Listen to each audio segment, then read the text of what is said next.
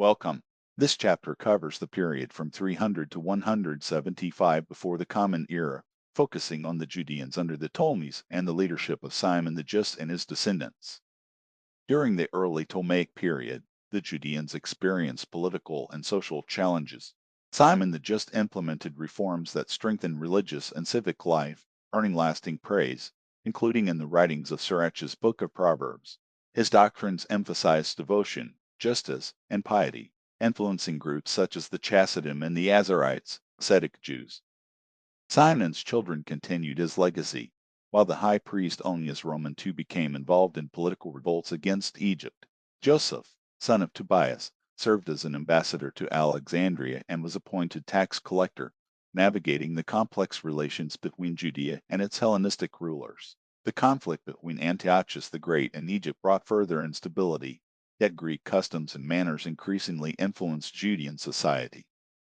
Subsequent leaders, including Hyrcanus and Simon Roman II, faced foreign interventions, such as Scopus's despoiling of Jerusalem, while the contest between Antiochus and Rome further altered the region's political landscape.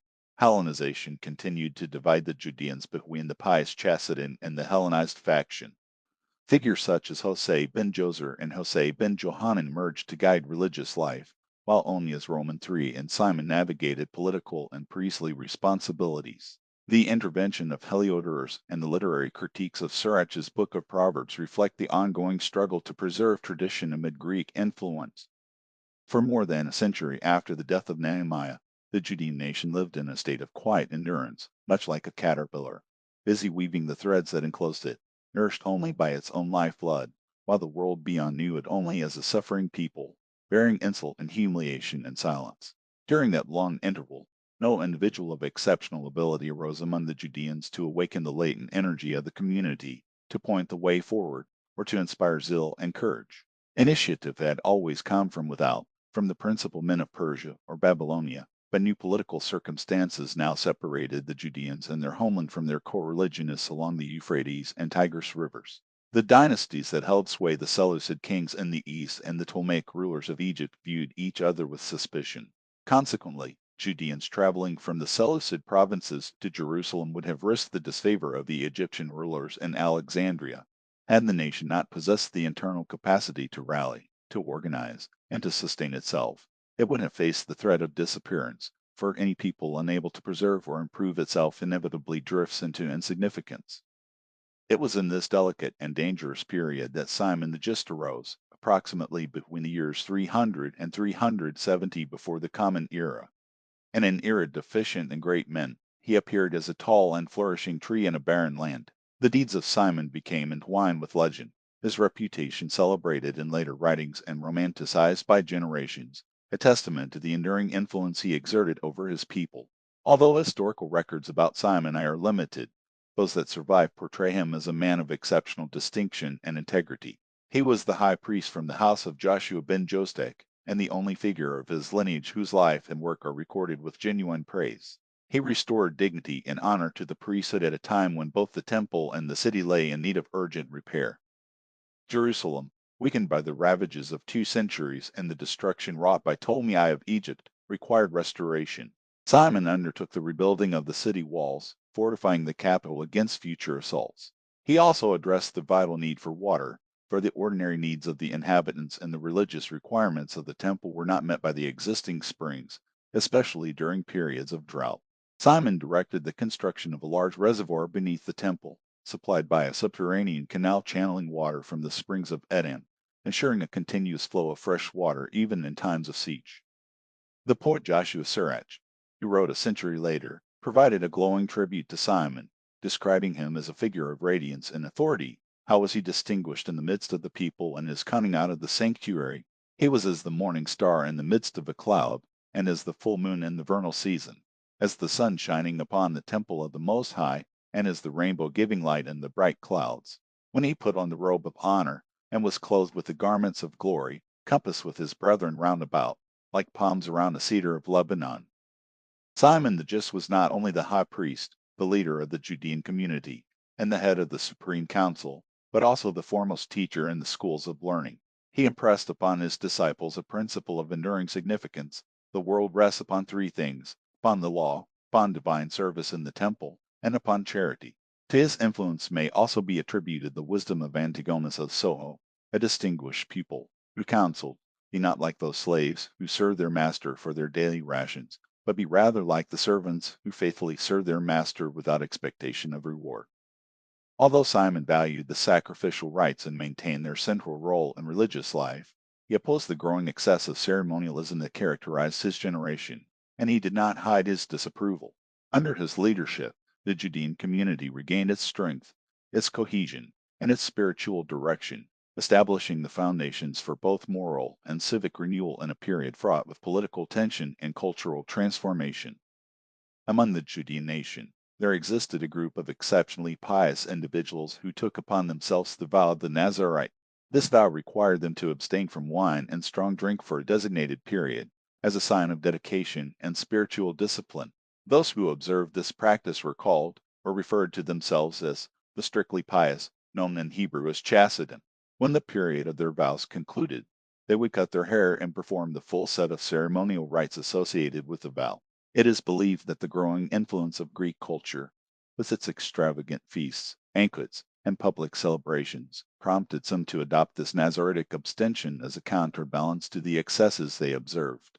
As the number of pleasure-seeking imitators of Greek customs increased in Judea, so too did the ranks of the Chasidon.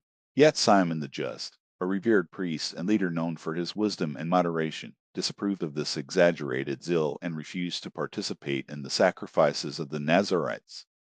The death of Simon the Just, a man whose character was so highly esteemed that his passing was regarded as the close of an era of divine favor, wrought with its sorrowful and troubling consequences. Simon the Just left behind two children, a young son named Onias and a daughter, who was married to Tobiah, a man of notable priestly descent. Because Onias was still too young to assume the office of high priest, a relative named Manasseh acted on his behalf during his minority. The rule of Onias II marked a significant turning point in the history of the Judeans, coinciding with the ongoing warfare between the rival dynasties of the Seleucidae, who ruled the northern part of Syria and Persia, and the Ptolemaic kings of Egypt. In the year 240 before the Common Era, a peace treaty had temporarily secured Cilicia and Judea for Egypt. Nevertheless, Antiochus Callinicos, the fourth king of the Seleucidae, incited these provinces to revolt and appears to have persuaded Onias II to join his cause. Onias refused to pay the annual tribute of 20 talents of silver to the Ptolemies, a sum which, though modest, symbolized loyalty and submission. His refusal offended the Egyptian court gravely. Ptolemy II, known as Ptolemy Euergetes, sent a special envoy named Athenian to Jerusalem to demand the tribute. The Judeans, alarmed by this crisis, implored Onias to comply, yet the high priest remained steadfast in his refusal. At this critical moment, a man named Joseph emerged onto the stage of history. Joseph, the son of Tobiah and the nephew of Onias II, possessed extraordinary strength of will, cunning, and charm. He appeared in Jerusalem at the moment when the Ptolemaic envoy had arrived with his threats, confronting his uncle Onias with sharp reproaches for placing the people in danger. Finding Onias unyielding, Joseph offered to travel to Alexandria, the capital of Egypt, to negotiate directly with the king. Empowered by Onias to act on his behalf, Joseph gathered the people in the court of the temple, soothing their fears and assuring them that the crisis would be averted through his skill and courage. The assembly placed their confidence in him, and Joseph was proclaimed leader of the people around the year 230 before the Common Era. From that moment, Joseph revealed the depth of his planning and strategic insight. He understood the weaknesses of the Greek rulers, who were susceptible to flattery and the allure of luxury. Joseph prepared lavish banquets for the envoy Athenian, presented costly gifts, and promised that the tribute would be paid to the king, ensuring Athenians' favorable impression. To finance this grand display, Joseph sought loans from Samaritan allies and moneylenders, securing funds for splendid garments, magnificent carriages, and the expenses necessary to present himself with dignity at the Egyptian court. The Judean economy, based primarily on agriculture rather than commerce, offered few opportunities for individuals to amass wealth, making these arrangements essential for his success. Upon his arrival in Alexandria, Joseph was welcomed by Athenian, who had prepared a favorable reception, and by Ptolemy Euergetes, who was captivated by Joseph's bearing and intelligence. The king invited Joseph to dine at the royal table. were envoys from Palestine and Phoenician cities, who had once derided his humble appearance, looked on with envy and astonishment. By deft negotiation and personal charm, Joseph secured the position of head tax collector over Cilicia and Phoenicia, effectively becoming the governor of the provinces collectively referred to as Palestine. The king also granted him a force of 2,000 soldiers to enforce his authority if necessary. As governor, Joseph exercised his power with both skill and severity. In cities such as Gaza and Bethshean, known in Greek as Scythopolis, Greek inhabitants dared to insult him and resist his authority. In retaliation, Joseph executed the noblest and wealthiest citizens, confiscating their properties for the crown of Egypt. For 22 years, Joseph held the office of satrap, consolidating immense wealth and authority, and leaving an indelible mark upon Judea, Egypt, and the surrounding regions. After the death of Ptolemy the Euergetes in the year 223 before the Common Era, his successor, Ptolemy VI, surnamed Philopator, who reigned from the year 222 before the Common Era to 206 before the Common Era, retained Joseph in office. Joseph continued to exercise his authority with the same unrelenting severity, prompting a sharp observation in the presence of King Philopator. Joseph is stripping the flesh from Syria, and is leaving only the bones. At one point, however, Joseph's fortune seemed to falter. The Seleucidian king, Antiochus, who was called by his flatterers Antiochus the Great, ruling from the year 223 before the Common Era to 187 before the Common Era, attempted to wrest the province of Cilicia, the fertile territory lying between Syria and Phoenicia, from the control of Egypt in the year 218 before the Common Era. The beginning of his campaign promised success. The Egyptian commanders, treacherous and self-interested, betrayed the garrisons under their charge, surrendering them to the enemy. Yet Judea and its capital, Jerusalem, which were under the administration of Joseph, remained loyal to Egypt. For Joseph, this was a time of unbearable anxiety. He had to consider not only the approaching Seleucidian army but also his own position and loyalties. If the Seleucidian forces pressed forward, which side should he support? Every hour must have weighed heavily upon him.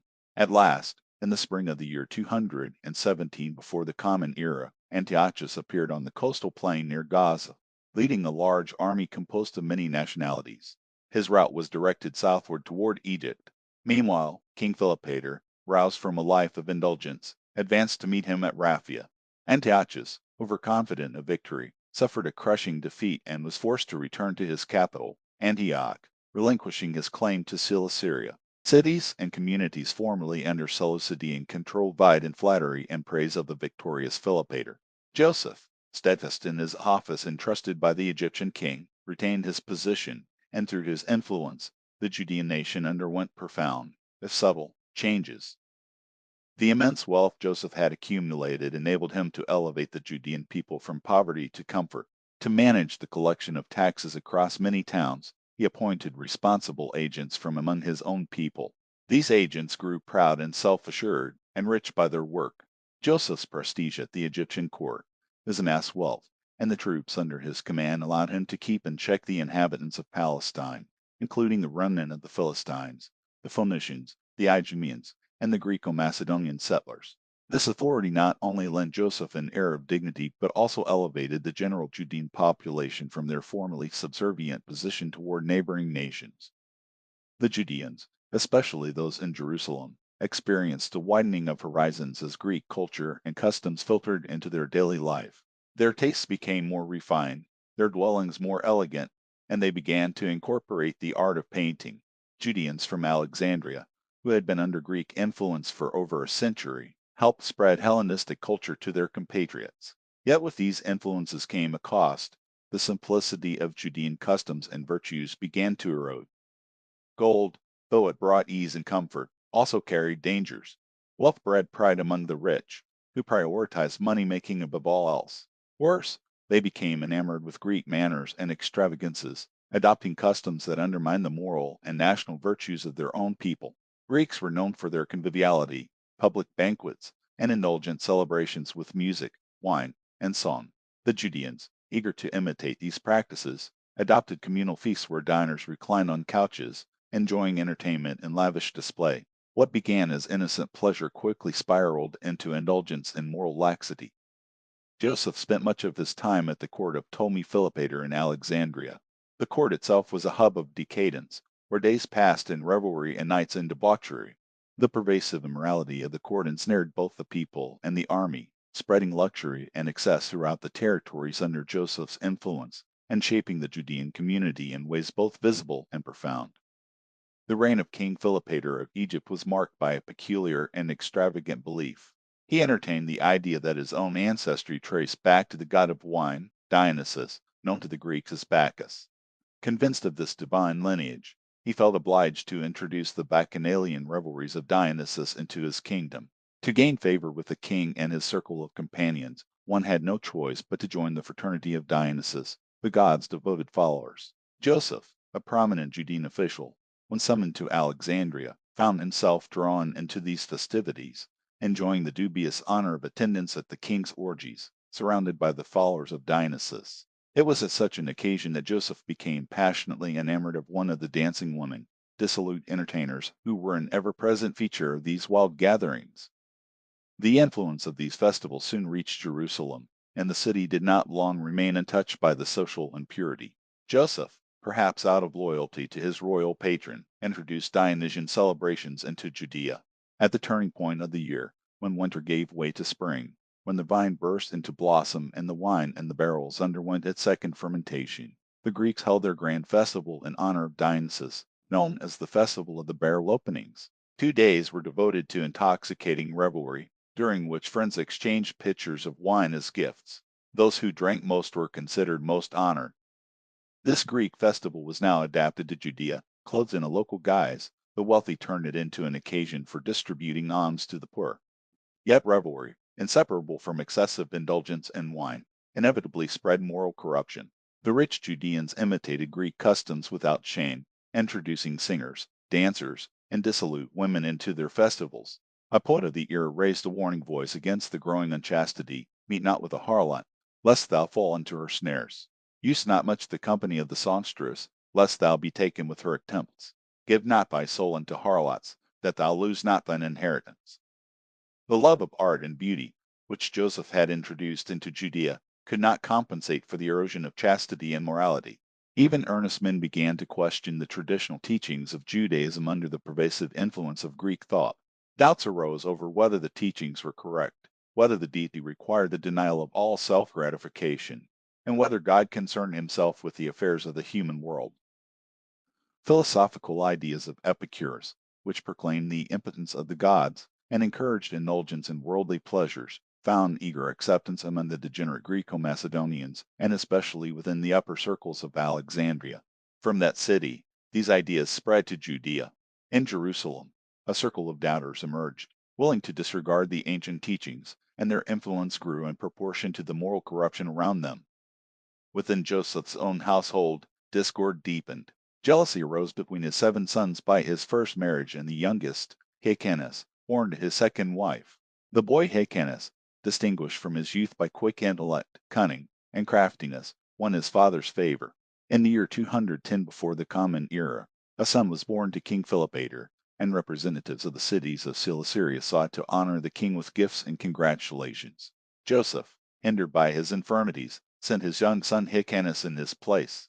Hyrcanus distinguished himself immediately, presenting extravagant gifts: 100 handsome slaves to the king and 100 beautiful female slaves to the queen, each carrying a gift of the talent. His wit and eloquence secured him favor at court, and he returned to Jerusalem filled with pride. Yet treachery awaited him. His envious brothers, embittered by his rapid rise, ambushed him on the road. In the ensuing struggle, Hyrcanus and his companions killed 2 of his brothers. Upon his return, his father received him sternly, perhaps envious of his popularity or displeased by his extravagance. Hyrcanus dared not remain in Jerusalem and probably returned to Alexandria. At this stage, the turmoil seemed confined to Joseph's family, leaving the nation at large untouched. Judea, prosperous and peaceful under the governance of Joseph, enjoyed a level of tranquility unseen since the days of Nehemiah. Its neighbors acknowledged the supremacy of the Judean governor, and no one dared challenge the nation. The stability and prosperity of this era were reflected in the culture of the time. Poetry in the form of love songs emerged, casting a rosy light upon the age and commemorating its fleeting happiness. A sky without clouds, meadows lush with green, flowers releasing their fragrant perfumes, and above all, a careless, light-hearted joy seemed reflected in the lives of the people, as if no occupation were more pressing than wandering over hills fragrant with myrrh, resting among fields of lilies, whispering words of love, and delighting in the rapture of the moment. It was in this brief and calm interlude before the storm of conflict that the Song of Songs, known in Hebrew as Shir HaShirim, was composed. This work sprang from days untroubled and joyous, and in it the Hebrew language revealed its capacity to express tender emotions, profound sentiment, elegant dialogue, and vivid poetic descriptions of nature. The author of this poem had observed the life of Greece, experienced the charm of Greek literature, and absorbed the subtle artistry of Hellenic culture. Yet beneath the veil of lyric beauty, the poet reproved the moral corruption of the time. In contrast to the impure and unchaste love prevalent in the Greek world, the poet's ideal was a shepherdess named Shulamit, the beautiful daughter of Amminadab. Her heart held a deep, ardent, and unquenchable love for a shepherd who pastured his flocks among the lilies, and through this love she preserved her purity and innocence. Her charm was amplified by her graceful movements, her soft voice, and her gentle speech. Her eyes were likened to those of a dove, and her heart reflected the same dove-like innocence. Through the exquisite and flowery language of this poem, the author censured the debauchery of the age, the licentiousness of public dancers and singers, the sensual indulgences of city life, and the enervating effects of riotous living. Amid this cultural flowering, the family of Simon the just faced turmoil. Joseph, his grandson, died in the year 208 before the Common Era, leaving the family divided by rivalry. The office of high priest was meant to pass to one of his sons. Hyrcanus, the youngest, known at the Egyptian court and favored by the king, was chosen. This inflamed the hatred of his elder brothers. Upon his arrival in Jerusalem, they opposed him, and as Hyrcanus commanded a significant following, civil war threatened. Simon Roman, to the high priest, sided with the elder brothers, forcing Hyrcanus to flee the city once more. If Hyrcanus intended to appeal to the Egyptian court, he was thwarted, for his patron, Ptolemy B. Epiphanes, had just died in the year 206 before the Common Era, and Egypt was in disorder. Seizing upon the weakness of the house of Ptolemy, two ambitious kings, Antiochus Roman III, known as Antiochus the Great, the Seleucid dynasty in Syria, and Philip of Macedon, attacked Egypt and divided its territories. Joseph's elder sons, known as the Tobiades, driven by hatred for their brother Hyrcanus, sided with Antiochus against Egypt, forming the Seleucid faction. These men, described as reprobates and scoffers, proved unprincipled, sacrificing the welfare of Judea to satisfy revenge and lustful ambitions. They opened Jerusalem's gates to Antiochus and paid him homage. Supporters of Ptolemy and of Hyrcanus either yielded or were crushed. Judea thus came under Seleucid rule from approximately 203 to 202 before the Common Era, yet resistance arose.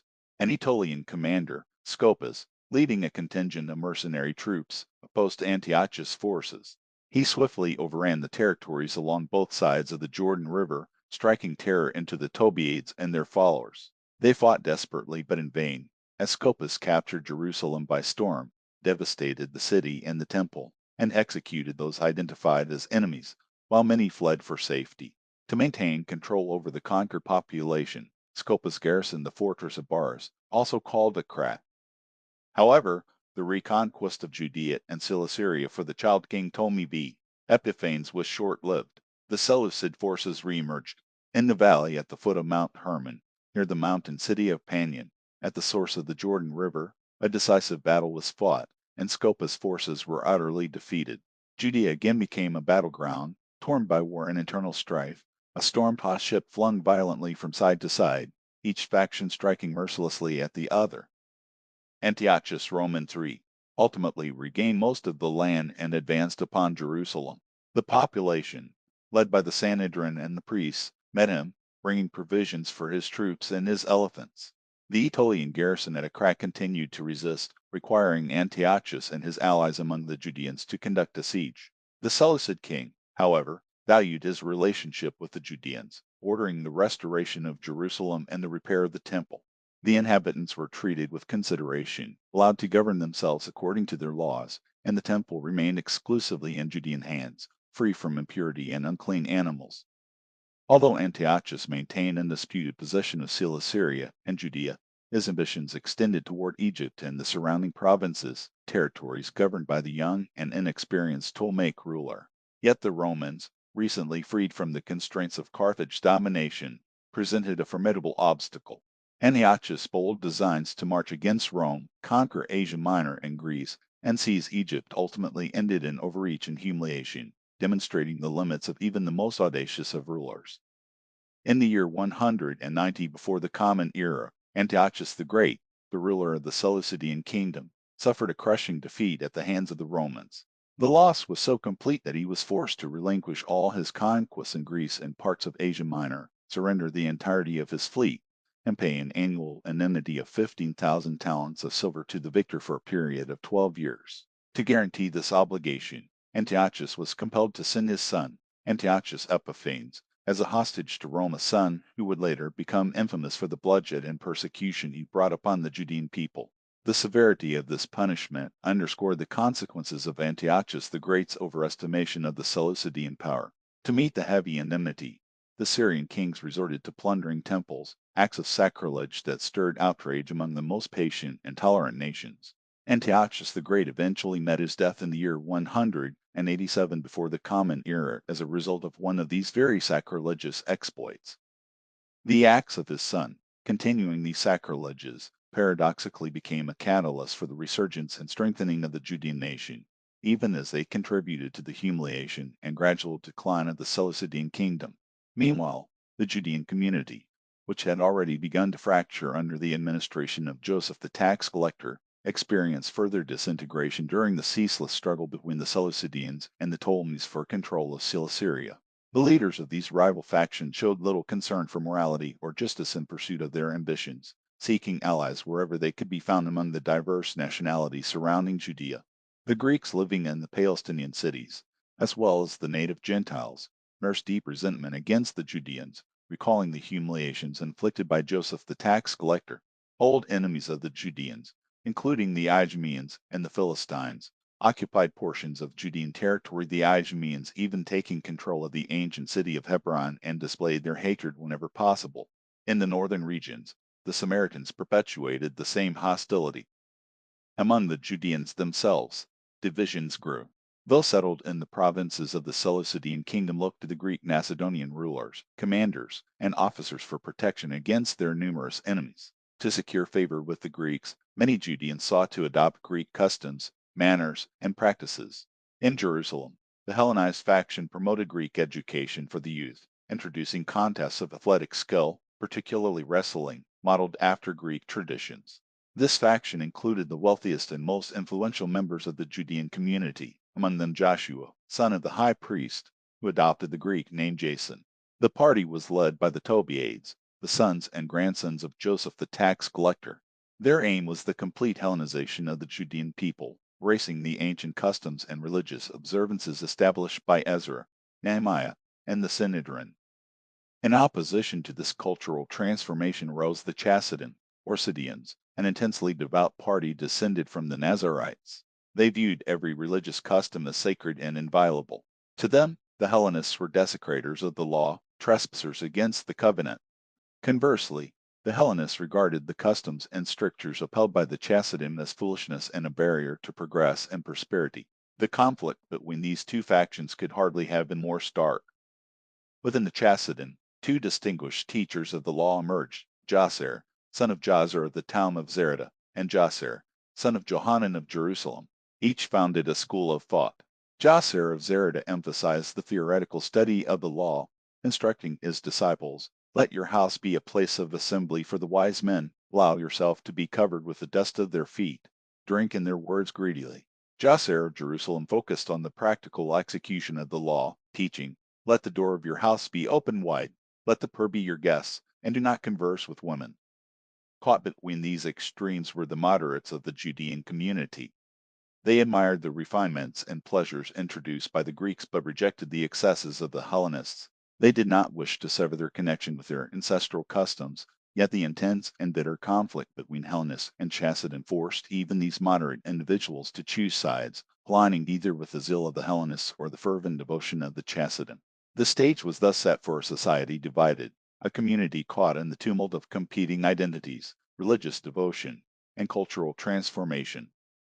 The pious Judeans, who were also the patriots of their community, retained supremacy over its governance. At their head stood Onias III, high priest of Jerusalem, son of Simon II. Onias III was described as a man of exemplary character.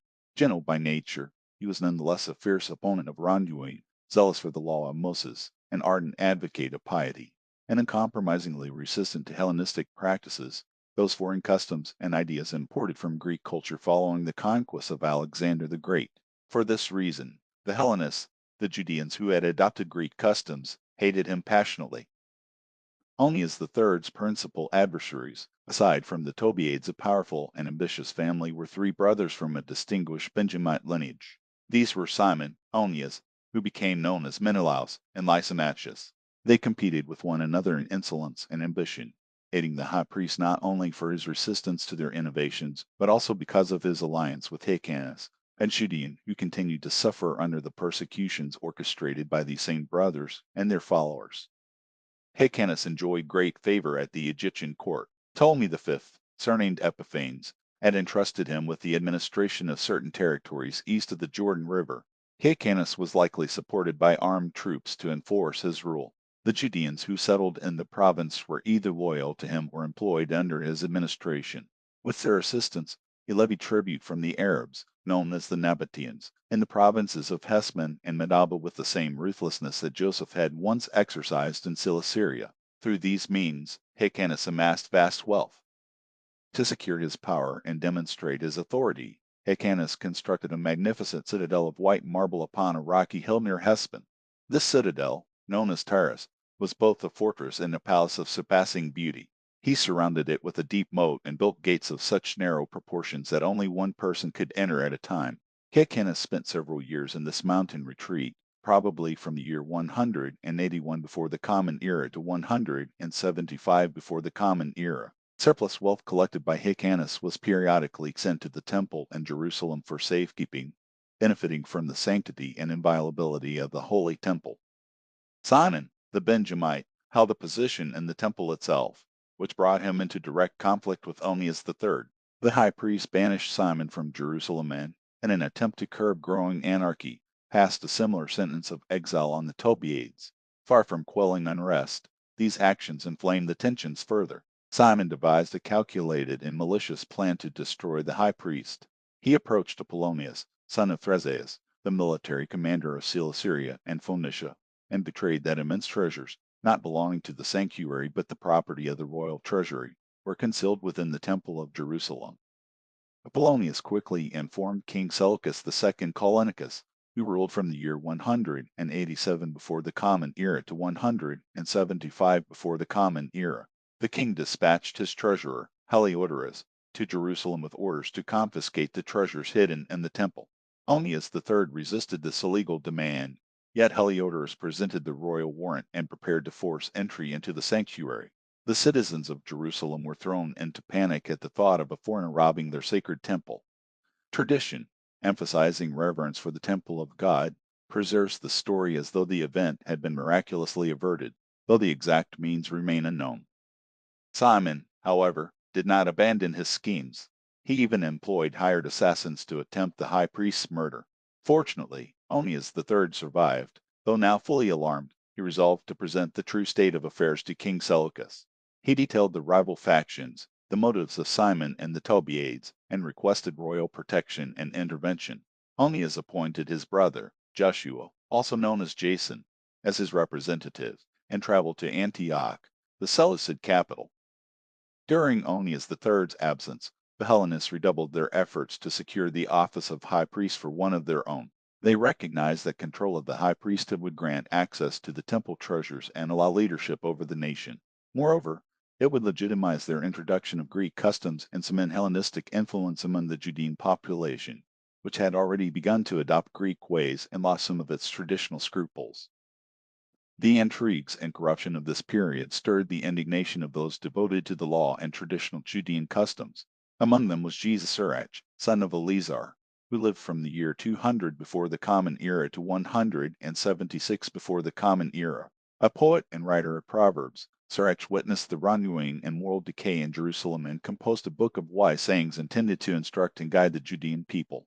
He followed in the tradition of the ancient proverb writers, well versed in the law of Moses, the prophetic books, and other spiritual works, modeling his style after the book of Proverbs, though without its simplicity. Sirach did not belong to the ascetic Chassidim, the sect of the very pious who shunned all harmless pleasures and censured those who enjoyed them. Instead, he valued social gatherings enlivened with music and wine. To the over-pious who interfered with innocent pleasures and stifled joy, he offered the following admonition: Seek, thou elder in counsel, for it becometh thee, but with sound judgment, and show not forth wisdom out of time. As a signet of an emerald set in a work of gold, so is the melody of music with pleasant wine.